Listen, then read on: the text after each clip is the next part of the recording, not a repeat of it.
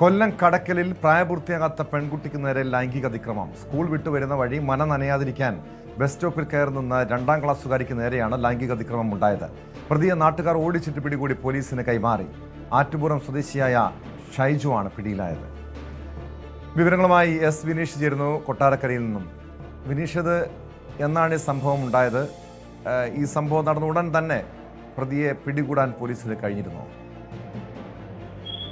Tom, അത്ര സുഖമുള്ള ഒരു വാർത്തയല്ല ഈ കൊല്ലം കടക്കൽ നിന്ന് പുറത്തു വരുന്നത്. കഴിഞ്ഞ ദിവസം വൈകുന്നേരം ഒരു 4 മണിയോട് കൂടിയാണ് ഈ കേസിനാസ്പദമായ സംഭവം ഉണ്ടാകുന്നത്.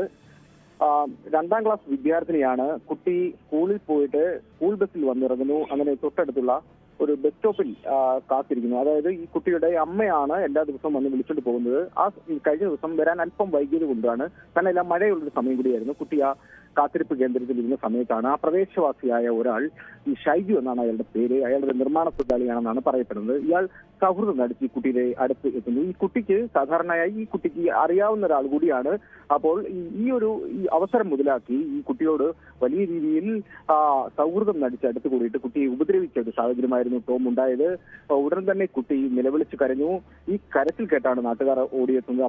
അപ്പോഴേക്കും ഈ പ്രതി അവിടെ നിന്നും കൂടി രക്ഷപ്പെടുകയും ചെയ്തു.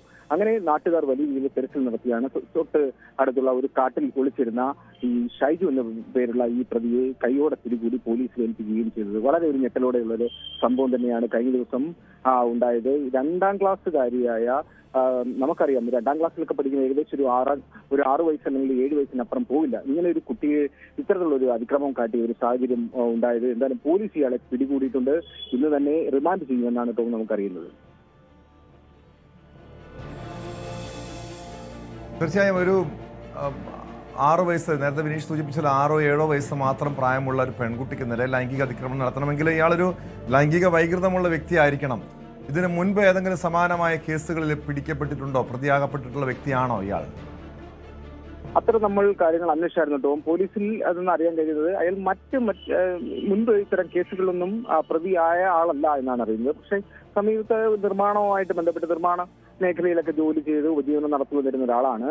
പക്ഷേ ഇയാളുടെ ഭാഗത്ത് നിന്നും പെട്ടെന്ന് ഇത്തരത്തിലുള്ള ഒരു പ്രകോപനപരമായ ഇത്തരത്തിലുള്ള ഒരു കാര്യം, അതും ഒരു കുഞ്ഞിനോട്, ഒരു 6 വയസ്സുള്ള ഒരു കുഞ്ഞിനോട്, 2ാം ക്ലാസ് പഠിക്കുന്ന ഒരു കുട്ടിയോട് ഇങ്ങനെ തോന്നാനുണ്ടായ ഒരു സാഹചര്യം എന്താണെന്നുള്ളതാണ് പോലീസ് അന്വേഷിക്കുന്നുണ്ടത്. കാരണം ആ സമയത്ത് നമുക്കറിയാം ആ കുട്ടിയുടെ അമ്മ എത്തിയിട്ടില്ല, അമ്മയെ കാത്തിരിക്കുന്നു. നല്ല മഴയുള്ള സമയമാണ്, കുട്ടി മാത്രമേ കാത്തിരിപ്പ് കേന്ദ്രത്തിലുള്ളൂ. അപ്പോൾ ആ കുട്ടിക്ക് ഒരു സംരക്ഷണം നൽകാനുള്ള ഒരു ചുമതലയുള്ള ഒരാളാണ്, പ്രദേശവാസിയോടുകയായ ഒരാൾ. അങ്ങനെയുള്ള ഒരാള് ആ കുട്ടിക്ക് സംരക്ഷണം നൽകാതെ ആ സമയത്ത് ആ കുട്ടിയോട് ഉപദ്രവം കാട്ടുകയാണ് ചെയ്തത്. അത് വളരെ ഗൗരവമുള്ള ഒരു വിഷയമാണ്. നമ്മുടെ സമൂഹം ഇത്രത്തോളം അധപ്പതിച്ചു പോകുന്നുണ്ടല്ലോ എന്നുള്ളതാണ് നമുക്ക് ഇതിൽ ചൂണ്ടിക്കാട്ടാനുള്ളത്. പക്ഷെ ഇത്തരം ആൾക്കാരെ കൃത്യമായിട്ട് നല്ലൊരു നിയമത്തിന് വിധേയമാക്കി കർശനമായ ഒരു ശിക്ഷ നൽകണമെന്ന് തന്നെയാണ് പ്രദേശവാസികൾ ആവശ്യപ്പെടുന്നത്. ഇയാളെ എന്തായാലും പോലീസ് പിടികൂടിയിട്ടുണ്ട്, ചോദ്യം ചെയ്ത് വരുന്നുണ്ട്. അത് തന്നെയാണ് വിനീഷ് സൂചിപ്പിക്കുന്നത് പോലെ ശക്തമായ നിയമ നടപടിയാണ് ഇയാൾക്കെതിരെ പോലീസ് സ്വീകരിക്കേണ്ടത്.